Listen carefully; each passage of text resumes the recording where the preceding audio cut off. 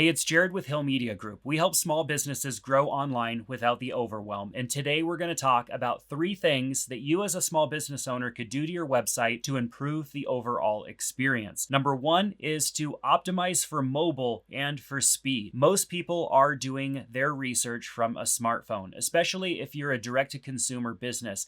People are searching for things as they have some free time. Maybe they're on the couch scrolling and searching. That means they're on a mobile device and they need a mobile first experience. Now, depending on how old your website is, what platform you're using, it may already be optimized to some extent for mobile, but just because your website has a mobile version or it conforms to the size of a mobile device doesn't necessarily mean that it's mobile friendly. Now, when you're on a computer, you have a lot more screen real estate to look around and see the different things on the page. When you're on a mobile device, you're scrolling and looking for information, and our scrolling behavior has changed over the last several years, with social media becoming about scrolling through really quickly trying to find information that's relevant.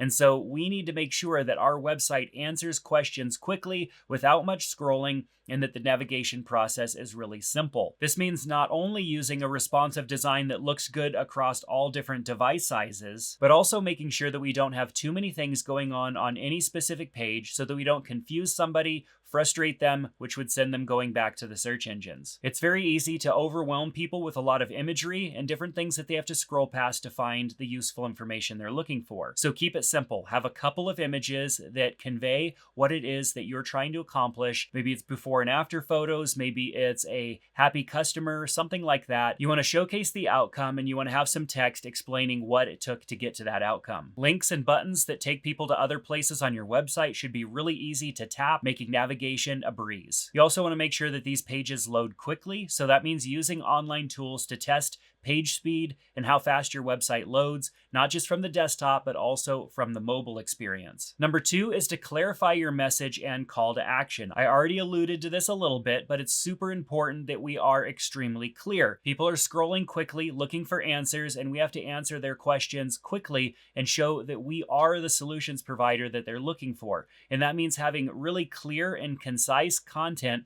on our website that answers those questions. We also want to make sure that the viewer knows what to do next. Now that they found this content and they see what it is as the next step to schedule an appointment, is it to submit a request for a quote? Is it to call? Is it to email? What's the next step? Most websites are often not very clear what the next step is, so make sure that you give your potential customers an easy next step to interacting with your business. When it comes to the content on your page, you want to be concise and you want it to be very benefit focused, because the person that's viewing the site is looking for the benefits that they're going to receive. And so it's really important that you convey that early on. Once they feel like their needs are going to be met by the page that they're on, they'll spend a little bit more time scrolling, but you don't want them to get lost without knowing what the next step is also. Number 3 is to build trust and credibility. Why? Because people buy from businesses they trust. How do you build trust on your website? Well, the first thing is to feature testimonials of previous customers. Showcase the success that you've had for other customers on your website. You could do this by showcasing reviews or case studies. Number 2 is to display trust badges. For small businesses, this might be showing local associations that you're a part of, like the Chamber of Commerce, Better Business Bureau,